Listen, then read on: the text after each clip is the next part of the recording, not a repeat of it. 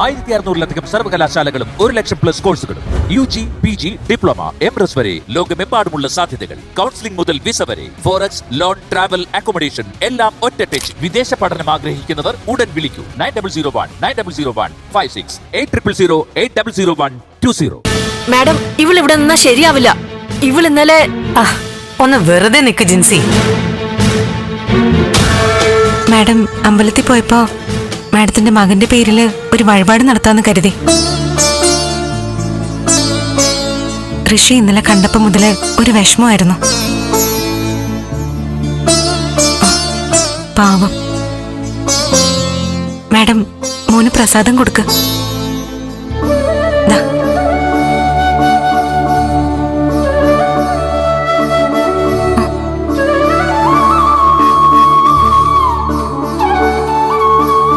ദേവിക വരൂ. അല്ല മാഡം, വേണ്ട. ഇന്നലെ ഞാൻ അറിയാതെ അങ്ങനെ സംഭവിച്ചു പോയതാ. പേടിക്കണ്ട, വരൂ. ഞാൻ കാര്യമായിട്ട് വിളിച്ചതാ. വാ. മാഡം, അത് ജിൻസി മാറി നിക്ക. വരൂ.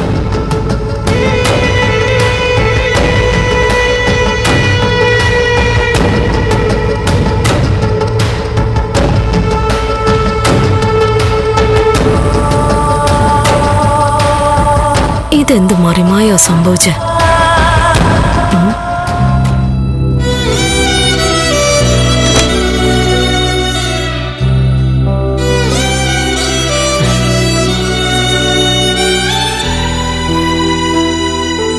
മോനെ,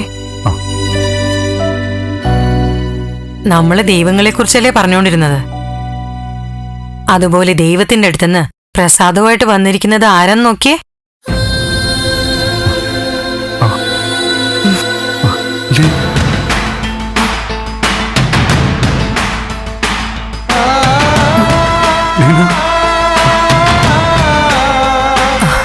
മോനെ, ലീനയല്ല, ദേവികയാ. ദേവിക അമ്പലത്തിൽ പോയി മോന് വേണ്ടി പൂജ ചെയ്തു. മോന് വേണ്ടി പ്രാർത്ഥിച്ചു. അതെ ഋഷി, ഞാൻ ഋഷിക്ക് വേണ്ടി പ്രാർത്ഥിച്ചു.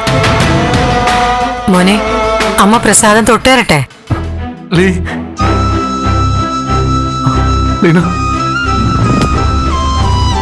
അല്ലെങ്കിൽ മോന് വേണ്ടി പൂജ ചെയ്ത ആള് തന്നെ പ്രസാദം തൊട്ടുതരട്ടെ?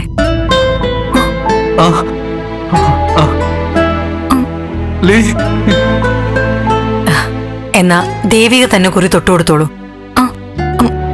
അല്ല അല്ല മാഡം, ഞാൻ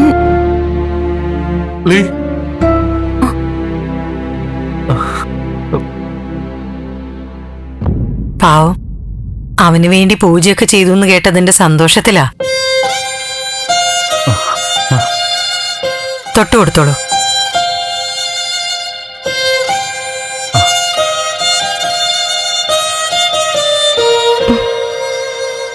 ദേവിക,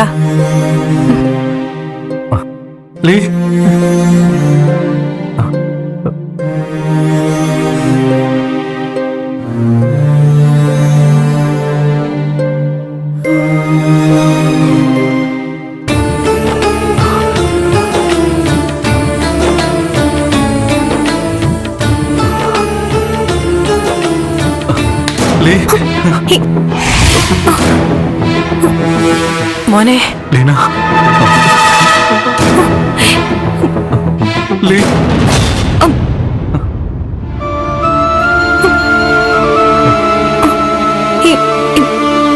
ഋഷി, ഋഷി,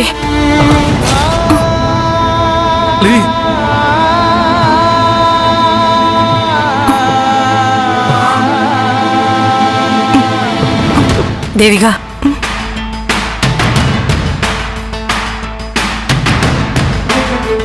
എങ്ങനെ നന്ദി പറയണമെന്നറിയില്ല. അയ്യോ മാഡം, അപകടത്തിന് ശേഷം അവൻ ഇന്നാ ഇത്രയും സന്തോഷിച്ച് കാണുന്നേ.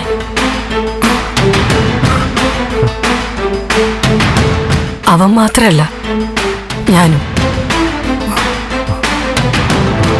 Thank you Devika. Madam,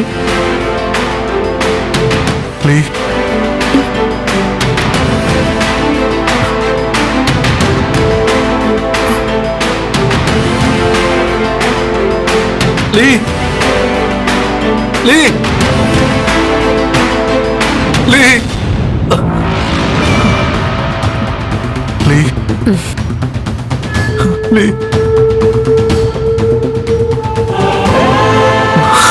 Lee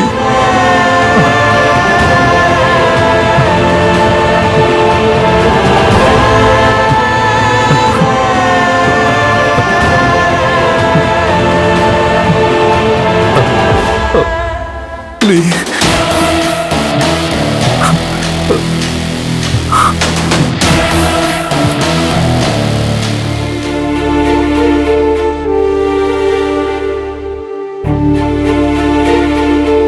ഗണേശന് കൊല്ലത്തേക്കാ ട്രിപ്പ്.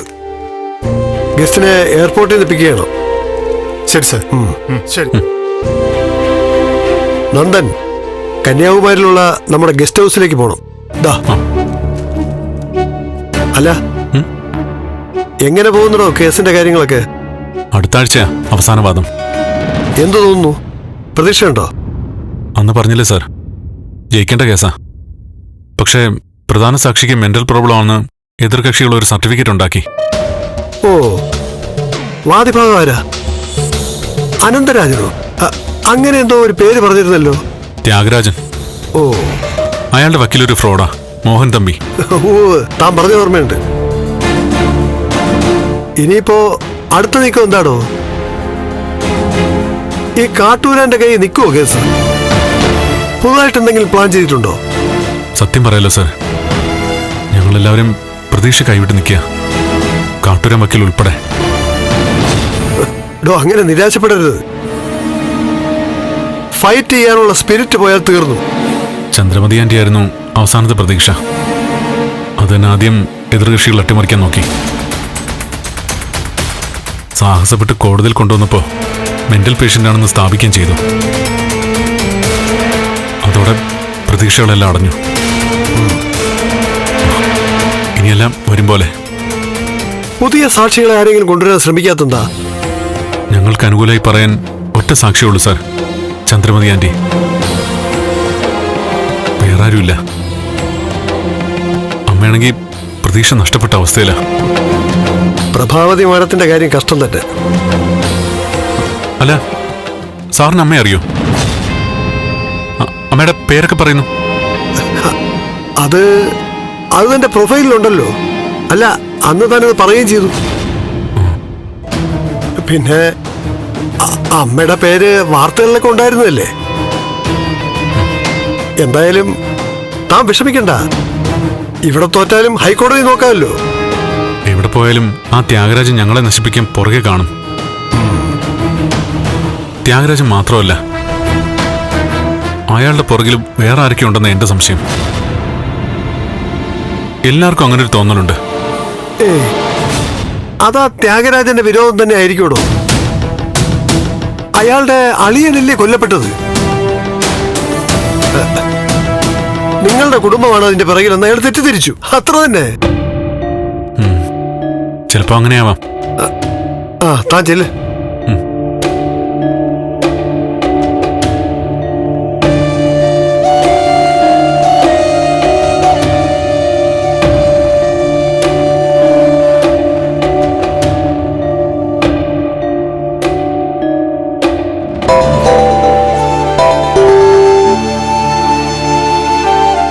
ചന്ദ്രമതി എവിടെ ഇപ്പോ? ഗസ്റ്റ് ഹൗസിലുണ്ട്. എനിക്ക് പോലീസ് പ്രൊട്ടക്ഷൻ ഉണ്ട്. പ്രഭയ്ക്ക് എന്നോട് സംസാരിക്കാൻ പേടിയുണ്ടോ? എന്താ ചന്ദ്രമതി ഈ പറയുന്നേ? അല്ല, മാനസിക നില തെറ്റിയവളല്ലേ ഞാൻ. പച്ച മലയാളത്തിൽ പറഞ്ഞ ഭ്രാന്ത്. ഭ്രാന്തിയോട് സംസാരിക്കാൻ ഒരു പേടി കാണുമല്ലോ. അങ്ങനെയൊന്നും പറയാതെ ചന്ദ്രമതി. പ്രഭേ, ഞാനൊരു കാര്യം പറയാം. ഇതിപ്പോ കേസ് ജയിക്കാൻ ത്യാഗരാജൻ ഡോക്ടർ സർട്ടിഫിക്കറ്റോട് കൂടി എന്നൊരു ഭ്രാന്തിയാക്കി. പക്ഷെ വൈകാതെ തന്നെ യഥാർത്ഥത്തിൽ എനിക്ക് വട്ടായി പോവും. മനസ്സ് ഇപ്പൊ തന്നെ താളം തെറ്റി തുടങ്ങിയോന്ന് എനിക്കൊരു പേടി വന്നിട്ടുണ്ട്. ചന്ദ്രമതി, അങ്ങനെയൊന്നും പറയല്ലേ. ഞങ്ങൾ ഇനി ഈ കേസ് തോറ്റുപോയാൽ തന്നെ അങ്ങ് പോയിക്കോട്ടെ. ചന്ദ്രമതി ആരോഗ്യത്തോടെ ഇരുന്നാ മതി. പോരാ, ഞാൻ ആരോഗ്യത്തോടെ ഇരുന്നാൽ മാത്രം പോരാ. നിങ്ങൾ കേസ് ജയിക്കണം. സിദ്ധാർത്ഥൻ ജയിലിൽ നിന്ന് ഇറങ്ങണം. കമ്പനി ആസ്തികൾ നിങ്ങൾക്ക് തിരിച്ചു കിട്ടണം. ചന്ദ്രോത്ത് നിങ്ങൾക്ക് തിരികെ കിട്ടണം. അത്രയും നടന്നാലേ എനിക്ക് സമാധാനം കിട്ടൂ. പിന്നീട് എന്തോ ആയിക്കോട്ടെ. ചന്ദ്രമതി, അങ്ങനെയൊന്നും നടക്കുമെന്ന് തോന്നുന്നില്ല. എല്ലാം വെറും ആഗ്രഹങ്ങൾ മാത്രമായി നിന്നു പോവെന്നാ തോന്നുന്നത്. അല്ല പ്രഭേ, ഇത് നടത്തിയെടുക്കണം. നീ ജയിക്കണം. ത്യാഗരാജനെ നിങ്ങൾ തോൽപ്പിക്കണം. ഇന്നവനിവിടെ വന്നിരുന്നു. ഇന്ന് ചന്ദ്രമതിയെ കാണാൻ ത്യാഗരാജൻ വന്നിരുന്നോ? അതെ പ്രഭേ. പോലീസുകാർ അനുവദിക്കാത്തതുകൊണ്ട് എന്നെ കാണണമെന്ന് പറഞ്ഞ് പോലീസുകാരുമായി തർക്കവും ബഹളമൊക്കെ ഉണ്ടാക്കി. ഈശ്വര, എന്നിട്ട്? സത്യം പറഞ്ഞ അവനെതിരെ ഒരു കത്തെഴുതി വെച്ചിട്ട് ആത്മഹത്യ ചെയ്താലോ എന്ന് വരെ ഞാൻ ആലോചിക്കുക. പക്ഷെ പ്രയോജനമില്ല. മാനസിക നില തെറ്റിയ എന്റെ കത്ത് കോടതി അംഗീകരിക്കില്ലല്ലോ. എന്താ ചന്ദ്രമതി നീ പറയുന്നേ? നീ എന്നെ ഇങ്ങനൊന്നും പറഞ്ഞ് വിഷമിപ്പിക്കാതെ. നീ നിന്റെ ആരോഗ്യം നോക്ക്. ബാക്കിയൊക്കെ തൽക്കാലം മറക്ക്. പ്രഭേ, ഞാനിപ്പോ വിളിച്ചത് എന്താന്ന് വെച്ചാ, ഇന്നവൻ എന്നെ കാണാൻ വന്നതിന്റെ പിറകെ എന്തോ പ്രത്യേക ലക്ഷ്യം ഉണ്ടാവണം. എന്തായാലും അവനെ സൂക്ഷിക്കണം. അവനെ തോൽപ്പിക്കണം. ശരി ശരി ചന്ദ്രമതി, നീ വിശ്രമിക്ക. പിന്നെ എന്തെങ്കിലും സീരിയസ് ആയ പ്രശ്നം ഉണ്ടായാൽ നീ എന്നെയോ മേരി തോമസിനെയോ വിളിക്കണം. മിനിസ്റ്റർ ലെവലില് എന്തെങ്കിലും ചെയ്യാൻ പറ്റും. ശരി പ്രഭേ. ആ, ഒരു കാര്യം കൂടി. അവന് പിന്നിൽ ആൾക്കാരുണ്ട്. ഒരു വലിയ ശക്തി. അതാരാണെന്ന് കണ്ടുപിടിക്കണം. ദേവികയോ അങ്ങനെയൊക്കെ പറഞ്ഞു. ആദ്യം ത്യാഗരാജന്റെ കാര്യത്തില് ഒരു തീരുമാനമാവട്ടെ. ശരി ചന്ദ്രമതി, നീ സമാധാനമായിട്ടിരിക്കും. ശരി, ഞാൻ വിളിക്കാൻ വെച്ചോ.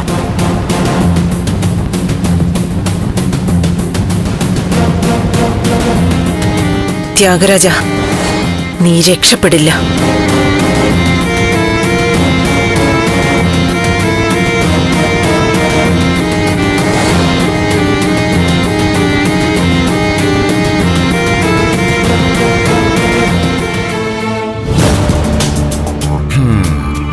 കാര്യങ്ങളെല്ലാം ഇപ്പൊ നമുക്ക് അനുകൂലമാണ്. ത്യാഗരാജന്റെ ചില എടുത്തുചാട്ടങ്ങൾ ഒഴിച്ച്. അതെന്താ സാർ അങ്ങനെ പറഞ്ഞത്? ഏടോ, താൻ എന്തിനാ ഇപ്പൊ ചന്ദ്രമതിയെ കാണാനായിട്ട് പോയത്? അല്ല, ചേച്ചിയുടെ അടുത്ത നീക്കം എന്താണെന്ന് അറിയണമല്ലോ. അടുത്ത നീക്കോ? എന്ത് നീക്കം? ഇനി ഒരു നീക്കവുമില്ല. ഒക്കെ തീർന്നു. അവർക്ക് ഭ്രാന്താണെന്നുള്ള കാര്യം ഞാൻ കോടതി തെളിയിച്ചു. മെഡിക്കൽ സർട്ടിഫിക്കറ്റ് നമ്മുടെ കയ്യിലുണ്ട്. ഡോക്ടർ റോയ് ഇപ്പൊ ലണ്ടനില്ല. അങ്ങനെ എല്ലാം കൊണ്ടും കാര്യങ്ങൾ ഇപ്പൊ നമ്മുടെ ഭാഗത്താ. ഇടും, നമ്മൾ ജയിക്കാൻ പോകുമ്പോ ഒന്ന് ഒതുങ്ങി വേണം നിൽക്കാൻ. അവിടുത്തെ പോലീസുകാര് താൻ അതിക്രമം കാണിച്ചു എന്ന് വെച്ചിട്ട് ഒരു പരാതി കൊടുത്തിരുന്നെങ്കിലോ? എന്റെ പൊന്ന് ത്യാഗരാജ, പഠിക്ക കൊണ്ടിട്ട് കല മുടക്കരുത്. സാർ, അത് വേണ്ടായിരുന്നു എന്ന് എനിക്ക് പിന്നീടാ തോന്നിയത്. നമ്മൾ വിജയമർപ്പിച്ച സന്തോഷം കൂടി ആയപ്പോഴേ ഒരു അതെ, ഇനി ഇതുപോലുള്ള ബുദ്ധിമോശം കാണിക്കണ്ട. പറഞ്ഞില്ലേ സാർ, ശ്രദ്ധിച്ചോളാം. അപ്പൊ എങ്ങനെയാ ബാക്കി കാര്യങ്ങളൊക്കെ? എന്താ സാർ? വിധി വന്നു കഴിഞ്ഞാ ചില ഇടപാടുകളുണ്ടല്ലോ. ഫീസ്. സാർ, അത് അരുന്ധതി മാഡം അവരുടെ വാക്ക് അവര് പാലിക്കും. താൻ എനിക്ക് തരേണ്ടത് വേറെ. നമുക്ക് നോക്കാം സാർ. നോക്കിയാ പോരാ. വിധി വന്നു കഴിഞ്ഞാൽ താൻ തരുന്നതല്ല, ഞാൻ ആവശ്യപ്പെടുന്നതാണ് എന്റെ ഫീസ്. പകുതി കാശും പകുതി ചെക്കും. അതെ, ചെക്കിന് മാത്രം കണക്ക് മതി. അതിന്റെ രീതിയെ കുറിച്ച് സാർ പറഞ്ഞാ മതി. അത് ഞാൻ പറയാം. എന്നാ പിന്നെ നമുക്ക് രാവിലെ കോടതി കാണാം. ഓ ശരി സാർ. പിന്നെ പറഞ്ഞതറിയാലോ, കാട്ടൂരാനെ ഒന്ന് ചെന്ന് കണ്ടേക്കണം. കാണുന്നുണ്ട് സാർ.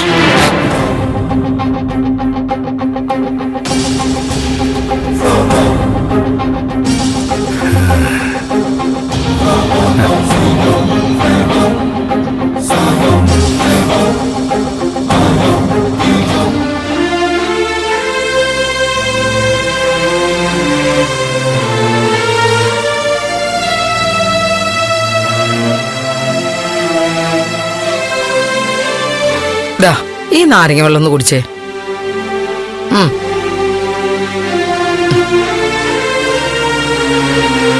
അങ്ങനെ നിരാശപ്പെടേണ്ട കുഞ്ഞെ, ദൈവം നല്ലതേ വരുത്തൂ. ഓരോ ദിവസം കഴിയും തോറും പ്രതീക്ഷകളില്ലാതായിക്കൊണ്ടിരിക്കുക ഭാർഗവി. ആ ത്യാഗരാജൻ കരിനിഴല് പോലെ പിറകെയുണ്ട്. അവൻ ചന്ദ്രമതിയെ കാണാൻ പോയിട്ടുണ്ടെങ്കിൽ ഇനിയും മറ്റെന്തൊക്കെയോ മനസ്സിൽ കാണുന്നുണ്ട്. കേസ് അടുത്ത പ്രാവശ്യം ചേരുന്നതിന് മുൻപ് കുറെ കള്ളത്തെളിവുകൾ ഉണ്ടാക്കി വെക്കും. ആന്റി, അവര് ഹാജരാക്കിയ മെഡിക്കൽ സർട്ടിഫിക്കറ്റില് ഇനിയും പരിശോധനകൾ ഉണ്ടാവുമല്ലോ. ആ പരിശോധനകളൊക്കെ അട്ടിമറിക്കാൻ അവരെന്തെങ്കിലുമൊക്കെ കണ്ടിട്ടുണ്ടാവും. ദൈവവും മനസാക്ഷിയോ ഒന്നുമില്ലാത്തവനാ ത്യാഗരാജൻ. സ്വന്തം ചേച്ചിയെ ഗിരീഷുമായി ചേർത്ത് പീഡന കഥ ഉണ്ടാക്കിയവനല്ലേ. വൃത്തികെട്ട മനസ്സുള്ളവർക്ക് എന്തായിക്കൂടെ ഗൗരി? ഇപ്പൊ ചന്ദ്രമതിയെ ഭ്രാന്തിയുമാക്കി. ഒരേ അമ്മയ്ക്കും അച്ഛനും ജനിച്ച ആളാണെന്നുള്ള മനുഷ്യത്വം കാണിച്ചു അവൻ. പറഞ്ഞില്ലേ, അവനൊരു മൃഗവാ, എന്തും ചെയ്യും. എത്ര കള്ളത്തെളിവുകൾ ഉണ്ടാക്കിയാലും ദൈവം എല്ലാം കാണുന്നുണ്ടല്ലോ പ്രഭകുഞ്ഞെ. ദൈവവും നമ്മളെ കൈവിട്ടു എന്നാ ഭാർഗവി തോന്നുന്നേ. ഈശ്വരന് തന്നെ മനസ്സിലായി കാണും, ഭാഗ്യം കിട്ടവരെ രക്ഷിക്കാൻ നോക്കിയിട്ട് കാര്യമില്ലെന്ന്. ഇല്ല, പ്രഭകുഞ്ഞ് ഈ പറയുന്നതിനോട് മാത്രം ഞാൻ സമ്മതിച്ചു തരില്ല. ദൈവം എല്ലാം കാണുക തന്നെ ചെയ്യുന്നുണ്ടാവും. ശിക്ഷ കൊടുക്കേണ്ടവർക്ക് കൊടുക്കുക തന്നെ ചെയ്യും. നിരാശപ്പെടണ്ട ആന്റി, എന്തെങ്കിലുമൊക്കെ അത്ഭുതങ്ങൾ നടക്കും. അത്ഭുതങ്ങൾ അവരോടൊപ്പമാ ഗൗരി. ത്യാഗരാജനോടും അഡ്വക്കേറ്റ് മോഹൻ തമ്പിയോടും ഒപ്പം. എന്തായാലും വരുന്നത് അംഗീകരിക്കുക. അതിനപ്പുറം ഒന്നും ചിന്തിച്ചിട്ട് കാര്യമില്ല. ആന്റി, ആന്റി ഈ നാരങ്ങവെള്ളം കുടിക്കേ.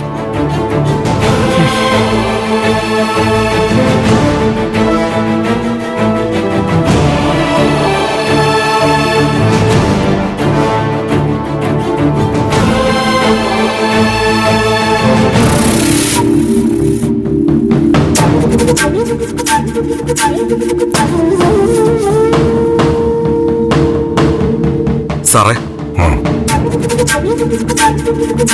കേസിന്റെ അവസാനവാദം നാളെയാണല്ലേ? അതെ, അങ്ങനെയാ വിശ്വസിക്കുന്നത്. സത്യം പറഞ്ഞ കഴിഞ്ഞ പ്രാവശ്യം സാറിനെ കോടതി കൊണ്ടുപോയപ്പോ സാറിന് ഇങ്ങോട്ട് തിരിച്ചു വരില്ല എന്ന് തന്നെ പ്രതീക്ഷിച്ചതാ. വിധി സാറിന് അനുകൂലമായി ഉണ്ടാവുന്നു തന്നെ കരുതി. നമ്മൾ പ്രതീക്ഷിക്കുന്ന പോലെ അല്ലല്ലോ ജീവിതത്തിൽ ഓരോന്നും നടക്കുന്നത്. നേരെ സാറേ, എനിക്കൊരു സ്കൂൾ മാഷാവണമെന്നായിരുന്നു ആഗ്രഹം. വന്നു വിട്ടതോ ഇങ്ങനെ ഒരു ജോലിയിൽ. ഈ ജോലി കുഴപ്പമൊന്നുമല്ല പറയുന്നത്. പലപ്പോഴും യഥാർത്ഥ കുറ്റവാളികൾ പുറത്ത് സന്തോഷിച്ച് നടക്കുകയാണ്. അകത്ത് വന്നാൽ തന്നെ പരോളൊന്നും ജാമ്യമൊന്നും പറഞ്ഞ് ഇറങ്ങിപ്പോകുന്നു. സാറിനെ പോലുള്ള നല്ല ആളുകൾക്ക് നീതി കിട്ടുന്നില്ല ഇവിടെ. കുറച്ചു കാലം ഇതിനുള്ളിൽ കഴിയാൻ വിധിയുണ്ടാവും. സാറേ, ആ ത്യാഗരാജൻ അവനൊരു കൊടും ഭീകരനാണ് സാറേ. അവനെ എങ്ങനെയെങ്കിലും പൂട്ടാൻ ആ കാട്ടൂരാൻ വക്കീലിനോടൊന്നും പറയണം. എന്തിന്? ജോർജ് പറഞ്ഞതുപോലെ കഴിഞ്ഞ പ്രാവശ്യം കോടതിയിലേക്ക് പോയത് നിറഞ്ഞ പ്രതീക്ഷയോടെയാ. ഇന്നിപ്പോ മനസ്സ് ശൂന്യാണ്. ഇനിയെല്ലാം വരും പോലെ വരട്ടെ. വിഷമിക്കണ്ട സാറേ, എല്ലാം നന്നായി വരും. ശരി സാറേ.